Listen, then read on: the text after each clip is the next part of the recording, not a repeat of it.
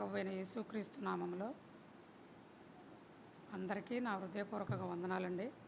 అయితే రొట్టు విరుచుకోవటం సహాయార్థముగా సంఖ్యాకాండము 19వ అధ్యాయం మొదటి నుంచి చదువుకుందామండి.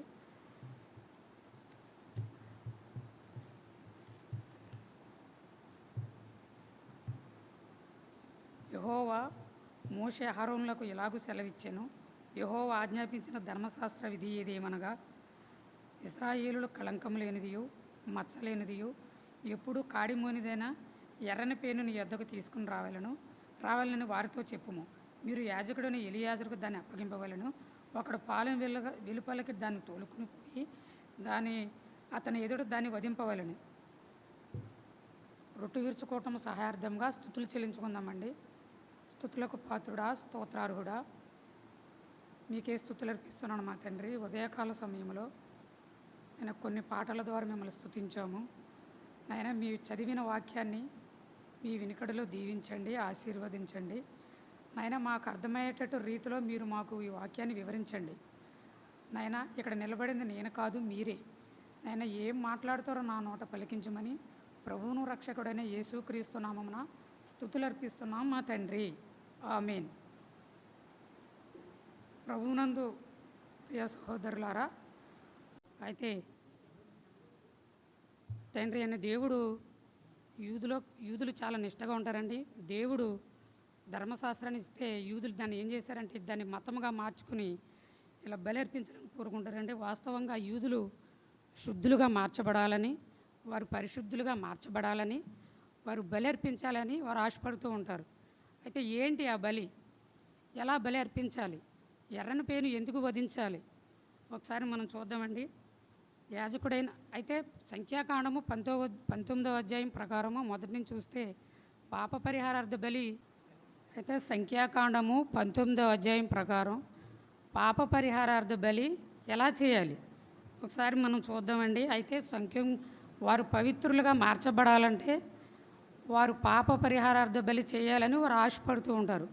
అయితే ఎర్రని పేను ఎందుకు వధించాలి? పాప పరిహారార్థ బలి ఎందుకు చేయాలి? ఒకసారి చూద్దామండి. అయితే ప్రభు అయిన యేసుక్రీస్తు ప్రభువారు మన కొరకు ఒక మోస్ట్ ఇంపార్టెంట్ అయిన ప్లేసు, అంటే ప్రతిరోజు మనుషులందరి కొరకు, మానవులందరి కొరకు ఆయన ఒలీవ కొండకెళ్ళి ప్రతిరోజు మనుషులందరి కొరకు ప్రార్థించేవాడని లేఖనం చెప్తుందండి. అయితే ఏంటి ఆయన చేసిన త్యాగం?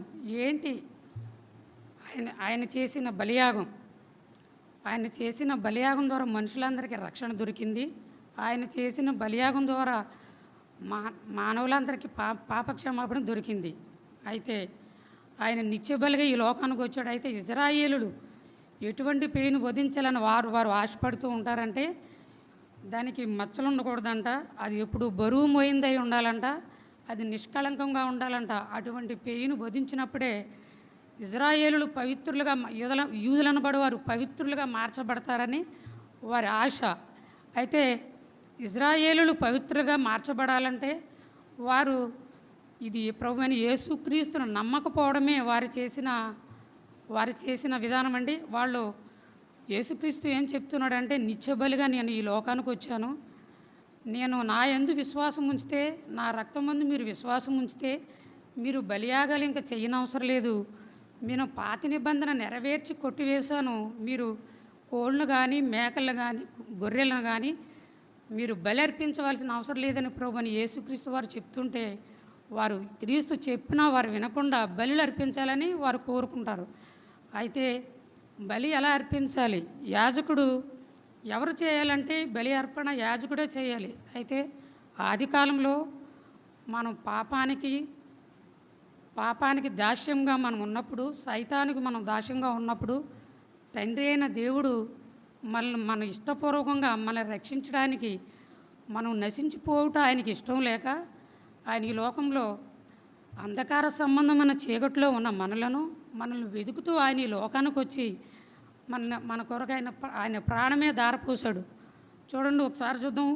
పాప పరిహారార్థ బలి ఎలా చేయాలంట?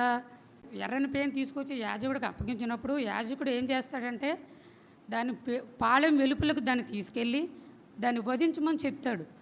అది వధించిన తర్వాత ఆ రక్తాన్ని, ఆ మాంసాన్ని తీసుకొచ్చి ఒక తీసుకొచ్చి దాన్ని దహన బలి చేయమని చెప్తాడు. దాన్ని దహన బలి అంటే దాన్ని కాల్చాలి. దాన్ని కాల్చి దాన్ని కాల్చగా వచ్చిన బూడిదను ఆ భస్మాన్ని ఒక కళాల పాత్రలో వారు ఉంచుతారు. అయితే ఇజ్రాయేలులు శుద్ధులుగా ఎలా మార్చబడ్డారని వాళ్ళు నమ్ముతారంటే, ఇజ్రాయేలులు ఎలా శుద్ధులుగా మేము పరిశుద్ధులు పడ్డామని వాళ్ళు నమ్ముతారంటే, ఆ కళాల పాత్రలో నది గుండా ప్రవహిస్తున్న నీటిని తెచ్చి ఆ కళాల పాత్రలో పోసి దాన్ని ఒక లిక్విడ్గా వారు తయారు చేసుకుని అది ఇజ్రాయేలులో యూదులు అనబడి వారు అందరి మీద వారు చల్లుకుంటే దాన్ని ఒక శుద్ధ జలంగా వారు భావించి వారు యూదులందరి మీద అది చల్లుకుంటే వారు పరిశుద్ధులుగా మార్చబడతారని వారి కోరిక. అయితే ప్రభువుని యేసుక్రీస్తు ప్రభువారు ఏం చెప్తున్నారంటే, నేను మనుషులందరి కొరకు ఈ లోకానికి వచ్చాను, మానవులందరి కొరకు నేను ఈ లోకంలో ప్రాణం పెట్టడానికి వచ్చాను. మీరు మేకలను కానీ గొర్రెలు కానీ మీరు ఇంకా బలి అర్పించవలసిన అవసరం లేదని ప్రభువుని యేసుక్రీస్తు వారు చెప్తున్నారు. చూడండి, హెబ్రీయులకు రాసిన పత్రిక 10:4 ఒక మాట ఉందండి. ఏలయనగా ఎడ్ల యొక్కయు మేకల యొక్కయు రక్తము పాపములను తీసివేయట అసాధ్యము. అయితే మనుషుల పాపం తీసివేయట గొర్రెను అర్పించినా కానీ పెయ్యిని అర్పించినా కానీ మనం ఏది అర్పించినా కానీ మన పాపములు తీసివేయట అసాధ్యమని ప్రభువుని యేసుక్రీస్తు వారు చెప్తున్నారు. అయితే క్రీస్తు మన కొరకు ఈ లోకంలోకి వచ్చి అయితే మన పాపముల నిమిత్తం మరి మనకి ఏ రక్తం కావాలి? అయితే మనం ఆది కాలం నుండి మన పాపంలో ఉన్నాం కాబట్టి ప్రతి మానవునికి జన్మ కర్మ పాపం అనేది ఒకటి ఉంది కాబట్టి మనందరం పాపంలో ఉన్నాం కాబట్టి మరి మన పాపం ఎలా పోవాలంటే, మన పాపం పోవడానికి ఏ రక్తం కావాలంటే చూడండి, నీకు నాకు ప్రాణం పోసిన ఆ సృష్టికర్త రక్తమే మనకు కావాలి. నీ కొరకు నా కొరకు ప్రాణం పోసిన ఆయన రక్తమే మనకు కావాలి. అయితే ఆయన రక్తం కావాలంటే, ఆయన ఈ లోకానికి దిగి రావాలంటే ఏం చేయాలి ఒకసారి మనం ఆలోచన చేసుకుందాం. ఆయన ఈ లోకానికి వచ్చాడు. అయితే దేవుడు ఆత్మస్వరూపి కాబట్టి ఆయన శరీరం కలిగి ఉండలేదు కాబట్టి, ఆయనకి శరీరం లేదు కాబట్టి, ఆయన ఆత్మస్వరూపిగా ఉన్నాడు కాబట్టి, ఆయన మానవ శరీరధారిగా ఆయన ఈ లోకానికి రావాలి కాబట్టి ఆయన కన్య అయిన మరియను ఆయన ఎంచుకుని ఆయన ఈ లోకానికి వచ్చాడండి. అయితే మరియలోని కొన్ని ధన్యతలు మనం నేర్చుకుందామండి. అయితే మరియ మొట్టమొదటిగా ఆమె కన్యక ఆమె కటిక పేదరాలు, ఆమెకు చదువు లేదు, ఆమెకు సంఘంలో విలువ లేదు, ఆమెకు తల్లిదండ్రులు లేరు. అటువంటి ఆమెను ఎంచుకుని ప్రభువైన యేసుక్రీస్తు వారు ఆమె గర్భం ద్వారా ఈ లోకంలో ఆయన ప్రవేశించి నీ కొరకు నా కొరకు ఆయన వెల చెల్లించుటకు ఆయన ఈ లోకానికి వచ్చాడండి. అయితే ఆయన ఈ లోకానికి వచ్చి మన కొరకు భరించలేని శిక్ష ఆయన అనుభవించి నీ కొరకు నా కొరకు వెల చెల్లించాడండి ఆయన. అయితే మత్తయి సువార్త 20:28 ఒక మాట ఉంది, మనం చదువుకుందామండి. ఎందుకు ప్రభువైన యేసుక్రీస్తు వారు ఈ లోకానికి వచ్చారంటే ఒకసారి మనం చదువుకుందాం. చూడండి ఒకసారి. అలాగే మనుష్య కుమారుడు పరిచారం చేయించుకున్నట్టుకు రాలేదు కానీ పరిచారం చేయుటకు అనేకులకు ప్రతిగా విమోచన క్రయధనముగా తన ప్రాణం ఇచ్చుటకు వచ్చానని చెప్పాను. ఆయన తన ప్రాణం ఇచ్చుటకు క్రయధనం చేయుటకు ఆయన నీ కొరకు నా కొరకు వెల ఇచ్చుటకు ఆయన ఈ లోకంలోకి ఆయన వచ్చాడండి. ఆయన 33.5 సంవత్సరాలు ఈ లోకంలో ఆయన జీవించాడండి. కన్య అయిన గర్భం ద్వారా ఆయన ఈ లోకానికి వచ్చాడండి. 33.5 సంవత్సరాలు ఆయన ఈ లోకంలో జీవించాడు. అనేక ఆశ్చర్య క్రియలు మన కొరకు ఆయన చేశాడండి. అనేక అద్భుతమైన క్రియలు ఆయన మన కొరకు చేశాడండి. అయితే ఆయన పరిచారం చేశాడు. ఆయనకు పరిచారం చేయించుకున్నటకు రాలేదు కానీ మనకు పరిచారం చేయుటకు ఆయన ఈ లోకానికి వచ్చాడండి. అయితే మనం ఆయన రెక్కల కింద భద్రపరచబడి ఉన్నామా? ఆయన అన్నీ కలిగి ఉండి ఏమి లేనివాడుగా మానవ శరీరాన్ని ధరించాడు. ఆయన రాజ్యాన్ని విడిచిపెట్టి నీ కొరకు నా కొరకు ఆయన ప్రాణం వెల ఇచ్చుటకు ఆయన ఈ లోకానికి వచ్చాడండి. ఒకసారి మనం ఆలోచన చేసుకుందాం. ఆయన ఎందుకు ఈ లోకానికి వచ్చాడంటే ఆయన ప్రాణం వెలగా ఇచ్చి మనల్ని ఆయన కొన్నారండి. ఆయన ప్రాణం వెలగా ఆయన మన కొరకు ప్రాణం వెలగా అర్పించి నీ కొరకు నా కొరకు ప్రాణం పెట్టుటకు ఆయన ఈ లోకానికి వచ్చారండి. ఆయన చేసిన త్యాగం, ఆయన చేసిన బలియాగం మనుషులందరికీ రక్షణ దొరికింది. మనుషులందరికీ పాప క్షమాపణ దొరికింది. అయితే అయితే మానవ శరీరధారిగా ఆయన ఈ లోకానికి రావాలి కాబట్టి ఆయన మానవ శరీరాన్ని ధరించి ఆయన యెరూషలేము వీధులంతా ఆయన శరీరం నలగొట్టబడిందండి. యెరూషలేము వీధులంతా ఆయన రక్తం కార్చబడింది. ఒకసారి మనం హెబ్రీయులకు రాసిన పత్రిక 13:12 ఒక మాట ఉందండి, మనం చూద్దాం. కావున యేసుతో కూడా తన స్వరక్తము చేత ప్రజలను శుద్ధిపరచుటకే గౌను వెలుపట శ్రమ పొందెను. కాబట్టి మనం ఆయన నిందను భరించుచు శిబిరం వెలుపల ఆయన యొద్దకు వెళ్ళుదుము.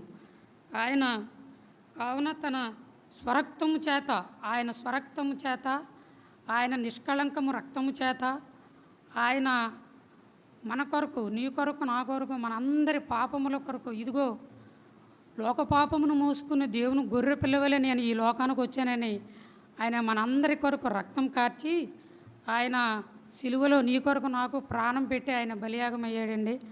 అయితే ఆయన చేసిన బలి నీ కొరకు నా కొరకు ఆయన అంతగా తగ్గించుకుని ఆయన ఒక ప్రశ్న కూడా వేయడం జరిగిందండి. ఏమిటి ఆ ప్రశ్న అంటే, నాలో పాపం ఉన్నదని మీరు ఎవరు ఎలా స్థాపించగలరని ప్రభువైన యేసుక్రీస్తు వారు ఆయన ప్రశ్నించారండి. అయితే మనం ఒకసారి ఆలోచన చేసుకుందాం. ఆయన రక్తం ఆయన సన్నిధానికి చేర్చిందండి మనల్ని. ఆయన రక్తం తండ్రి అయిన దేవుని సన్నిధికి మనల్ని చేర్చిందండి. ఆయన రక్తం ఆయన రాజ్యానికి మనల్ని వారసులుగా చేసిందండి. ఒకసారి మనం ఆలోచన చేసుకుందాం. మోయాబు దేశానికి వెళ్ళినప్పుడు నయోమి అక్కడికి వెళ్ళినప్పుడు అక్కడ కరువు రాగా మొదటగా తన భర్తను పోగొట్టుకుంది, తర్వాత తన 2 కుమారులను పోగొట్టుకుంది. తిరిగి మళ్ళీ వెనక్కి తిరిగి తన దేశానికి సొంత ఊరికి వచ్చినప్పుడు అక్కడ బోయజు రూతును పెళ్లి చేసుకోవడానికి ఒక కారణం ఉందండి. ఏమిటా కారణం అంటే, నయోమికి సమీప బంధువు. ఆ బంధువు కారణం చేతనే రూతును బోయజు పెళ్లి చేసుకున్నాడండి. అయితే ప్రభువైన యేసుక్రీస్తు నిన్ను నన్ను బంధువుగా చేసుకోవడానికి మానవ శరీరాన్ని ధరించి మనందరి కొరకు, ప్రపంచంలో ఉన్న మానవులందరి కొరకు ఆయన ఈ లోకానికి వచ్చాడండి. మనం ఒకసారి ఆలోచన చేసుకుందాం. ఆయన రెక్కల కింద మనం ఉన్నామా? ఆయన రక్తం కింద మనం ఉన్నామా? ఆయన చెప్పు చేతిలో మనం నడుస్తున్నామా? ఒకసారి మనం ఆలోచన చేసుకుందాం. ఆయన ఈ లోకంలో ఏమీ లేనివాడుగా పరిశుద్ధుడుగా ఆయన ఈ లోకంలో జన్మించాడండి. అయితే ఆయన సిలువేయడానికి రోమా సామ్రాజ్యం వాళ్ళు చాలా బలవంతులండి. ఆయన పిడిగుద్దులతో గుద్దారు, ఆయన నానా చిత్రహింసలు చేశారు. ఎందుకంటే అది నీ పాపం నా పాపం కొరకు, మన అపరాధముల నిమిత్తం, మనం చేసిన పాపాల నిమిత్తం మరణించాడండి. ఆయన గవిని వెలుపట శ్రమ పొందాడండి. అయితే ఎందుకంటే అది నీ కొరకు నా కొరకు మనందరి కొరకు ఆయన సిలువలో తన రక్తం కార్చి మనందరి కొరకు ఆయన ప్రాణం ఆయన వెల చెల్లించుటకు ఎందుకు ప్రభువైన యేసుక్రీస్తు ప్రభువారు ఈ లోకానికి వచ్చారంటే, ఆయన నీ పాపములను నా పాపములను మనందరి అపరాధముల నిమిత్తం సిలువలో తన ప్రాణం అర్పించాడండి. అయితే ఒకసారి మనం ఆలోచన చేసుకుందాం. ఎందుకు ప్రభువైన యేసుక్రీస్తు ప్రభువారు మన కొరకు ఈ లోకానికి వచ్చారో. ఆయన గవుని వెలుపట శ్రమ పొందారు. గవును వెలుపట అంటే పాలు వెలుపట ఆయన శ్రమ పొందారు. అయితే యూదులు వారు బలి అర్పించాలని ఈనాటికి వారు క్రీస్తుని నమ్మకుండా వారు బలులు అర్పించాలని వారు ఆశపడుతూ ఉంటారు. అయితే మనం ఆ సృష్టికర్త అయిన దేవుని ద్వారా, ఆ సృష్టికర్త అయిన ఆ పరమాత్ముడే ఆయన రక్తం మన కొరకు చిందించి ఈ కొరకు నా కొరకు ఆయన వెలగా ఆయన ప్రాణాన్ని మానవ శరీరధారిగా ఆయన ఈ లోకానికి వచ్చాడు. అయితే ఎందుకంటే ఒకసారి మనం ఆలోచన చేసుకుందాం. ఆయన రక్తంలో మనం కడగబడ్డామా? ఆయన సన్నిధానంలో మనం ఉన్నామా? ఆయన చెప్పు చేతిలో మనం ఉన్నామా? ఒకసారి మనం ఆలోచన చేసుకుందాం. మనం చేసిన అపరాధముల కొరకు ఆయన సిలువలో రక్తం కార్చారు. మనం చేసిన పాపాల నిమిత్తం ఆయన బలిగా అర్పింపబడ్డాడు. అయితే ఒకసారి మనం ఆలోచన చేసుకుని పరీక్ష చేసుకుని, ఇదిగో ఆయన శరీరానికి బదులుగా ఇక్కడ రొట్టె ఉంది, ఆయన రక్తానికి బదులుగా పాత్ర ఉంది. ఒకసారి మనం పరీక్ష చేసుకుని ఆ రొట్టు రసంలో మనం పాలు పంచుకుందామండి. ఒకసారి ఈ కొద్ది మాటలో దేవుడు దీవించును కాకండి.